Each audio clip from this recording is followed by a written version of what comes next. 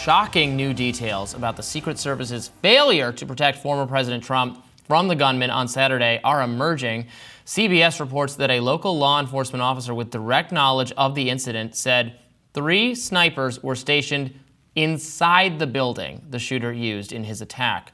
Now, one of the snipers inside the building saw the gunman looking up at the roof, observed it, and he disappeared, then came back, at which point one of the snipers took a picture of the gunman.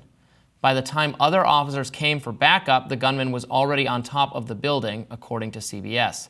Bystanders who saw the gunman on the roof were calling out to police for nearly a minute and a half before shots started firing. It was ultimately a Secret Service sniper that killed the gunman. Now, Secret Service Director Kim Cheadle gave ABC News a very curious explanation for why there was no sniper stationed on the roof itself. She said, quote, "That building in particular has a sloped roof at its highest point, and so there's a safety factor that would be considered there that we wouldn't want to put somebody up on a sloped roof."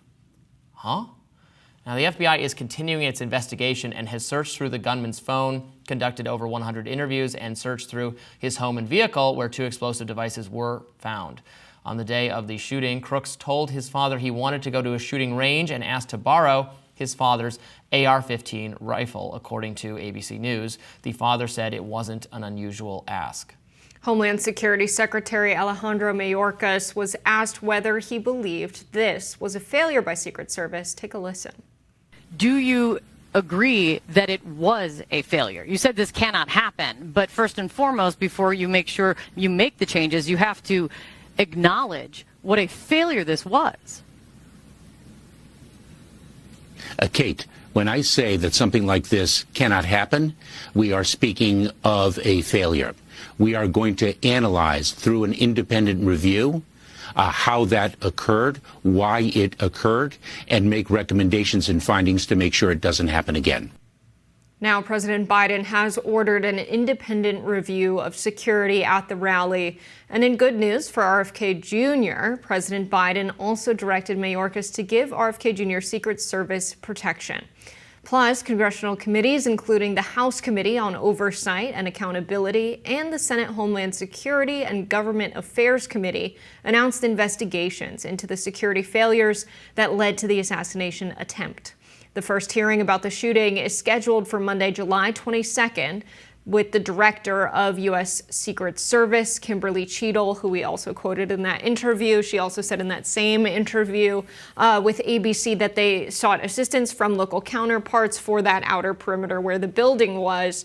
But I do think it's not enough to say, like, we outsource that to local police and that's why there was an assassination attempt. They've got to change the way they do that. She says the buck stops with me, but I'm not stepping down. Yeah, this is giving me serious flashbacks to Uvalde, the mass school shooting where the shooter was trapped, had barricaded himself in a classroom with children and teachers who were shot and were dying, and the cops waited outside the door and waited and waited and waited and waited, despite receiving phone calls from the dying children inside the room that their people were still alive and needed immediate medical attention, despite the training for police officers in that exact situation being to that's the job. I mean, they're heroes when they do their job to put themselves in harm's way for the rest of us. But what the training is don't wait, don't negotiate, don't treat it as a hostage situation. You rush the shooter.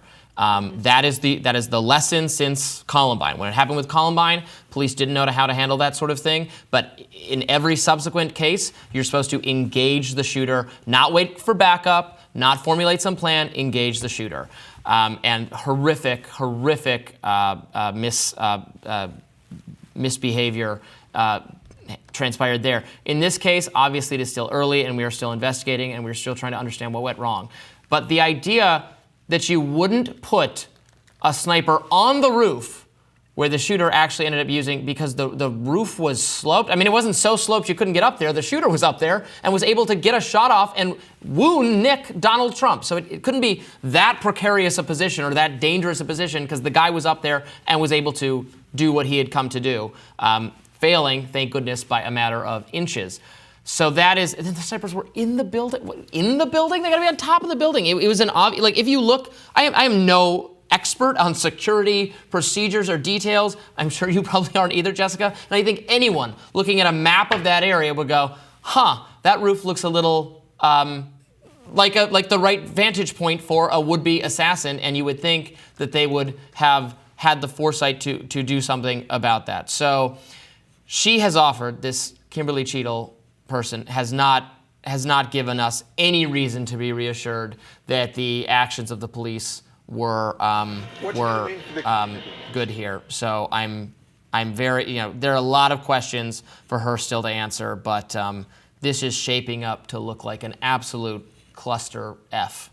Right. Yeah, they should have had someone on another roof that wasn't sloped that had access to that route or a clean shot to that roof, because at the end of the day, this shooter, Thomas Crooks, ended up injuring 2 people and killing 1 person. Yeah. And Corey Compatore, I don't know how to say his last name, he lost his life. Yeah. Yes, that day. Now, he's being called a hero. The heroes that were supposed to be there that day were the Secret Service and the local police officers.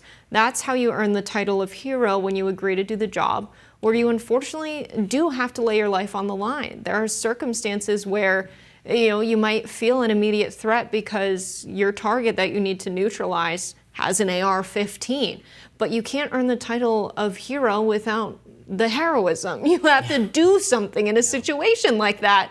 And the fact that nothing was done, and it reminds us of Uvalde, and the amount of money we're spending on police, I think a lot of people are questioning how public safety can happen in a way where we guarantee that the officers that are serving are good people that are willing to really do the job when the situation calls for them to do the hardest parts of their job. Yeah, and I don't mean to discount that it takes real courage to risk your life. Mm-hmm. That is something that not everyone is capable of doing. I'm not saying I'm some great hero myself, but I didn't go into this line of work. Mm-hmm. And they should be well compensated, and their families should be taken care of. It should be structured so that if they do have to pay the ultimate sacrifice in order to do their duty, that they are treated the way they deserve to be treated for that. But that is part of the job, is to put yourself in harm's way. And you're right to bring up that, while we are so glad that Donald Trump was not killed or even seriously injured at all, someone did lose their life. It was struck in the head, killed instantly, and 2 other people were pretty seriously injured from what we haven't seen a lot of additional reporting on that. But so this was not an incident that was consequence-free. Someone died because potentially they did not do their job well enough. It certainly seems like they didn't. And it seems like obvious problems were missed here. As the days pass since the Saturday of the assassination attempts, we're getting more and more reports that officers went up to the roof, saw the guy, have taken pictures of the guy. They knew he was there. This is a very different circumstance from when we hear local officers using deadly force. Mm-hmm. It's more dangerous to serve a no-knock warrant when the people inside are potentially armed than it is to shoot someone from a distance who is on a roof with an AR-15 rifle. They could have directed Secret Service to take out the target, as they ultimately did. There was a course of action they could have taken there, and it's strange to me that local law enforcement is more quick to use excessive force on unarmed civilians than an armed assassin at a presidential rally. Yeah. That's insane to me. Just to follow up before we go, I'm seeing some video footage now on social media of the roof that the snipers who took out the shooter, that they fired from, that they were positioned on, is absolutely itself sloped. So the idea that you couldn't have police on a sloped roof is just that's not true. They were on a sloped roof. They were on a different roof that had, it doesn't look like it's more sloped than the other one. It looks, if anything, less or equal. It's not significantly different. So that is just a total BS excuse, and she needs to answer a lot more questions about it. More Rising right after this.